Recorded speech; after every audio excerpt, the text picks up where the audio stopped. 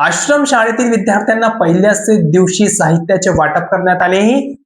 आदिवासी समाजाच्या सर्वांगीण विकासासाठी पंचपरिवर्तन ही 5 सूत्रे स्वीकारण्याचे आवाहन करण्यात आले असून आगामी शैक्षणिक सत्रापासून सरकारी आश्रम शाळेमधील विद्यार्थ्यांना पहिल्याच दिवशी गणवेश व संपूर्ण शैक्षणिक साहित्य उपलब्ध करून देण्यात येणार असल्याची माहिती आदिवासी विकास मंत्री प्राध्यापक डॉक्टर अशोक उईके यांनी दिली.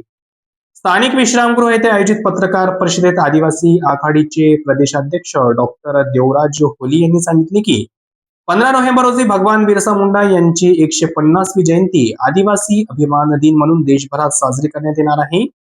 या निमित्ताने कुटुंब प्रबोधन, पर्यावरण संरक्षण, सामाजिक सलोखा, नागरिक कर्तव्य आणि आत्मजागरूकता या पंचपरिवर्तन सूत्रांवर विशेष भर देण्यात येणार असून या समाजातील प्रत्येक घटकांपर्यंत हा संदेश पोहोचवण्याचा प्रयत्न केला जाईल.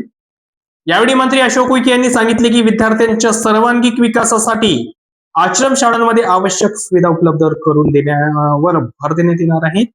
विद्यार्थिनीच्या आरोग्य तपासणीसाठी ANM ची नियुक्तीही करण्यात येणार असून शिक्षणाच्या दर्जात सुधारणा करण्यासाठी 500 आश्रम शाळेमध्ये विविध विषयांचे पदवीधर शिक्षक नेमण्यात येणार आहे.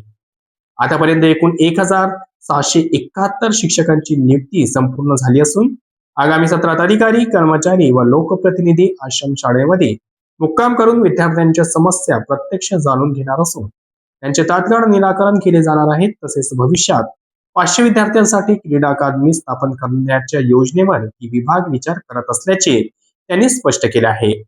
या पत्रकार परिषदेला डॉक्टर आरती फुफाते, राजू पाडगिलवार, योगेश सागर, आकाश मणावी, दिलीप मालानी यांच्यासह इतर अधिकारी उपस्थित होते. ही माहिती यवतमाळ येथून RN न्यूजचे प्रतिनिधी शाकीर अहमद यांनी दिली. आजच्या पत्रकार परिषदेच्या निमित्ताने उपस्थित सर्व प्रिंट आणि इलेक्ट्रॉनिक मीडियाचे पत्रकार बांधव,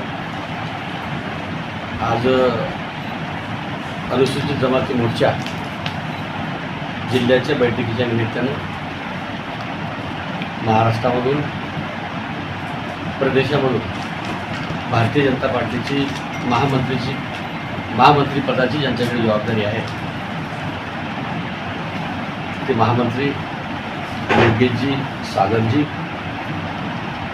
अनुसूचित जमाती मोर्चाचे प्रदेशाध्यक्ष डॉक्टर देवराव होळीजी, पुसद जिल्ह्याचे अध्यक्ष आपल्या भगिनी डॉक्टर आरतीताई फुफाटे, अनुसूचित जमाती मोर्चाचे जिल्हा अध्यक्ष दिलीप मलांडेजी, आमचे नरेश गेडाम, आमचे आकाश मळावीजी. आज तुमच्याशी अनेक वर्षापासून, अनेक दिवसापासून चर्चा आणि संवाद व्हावा अशी इच्छा होती, परंतु योग्य वेळ आली.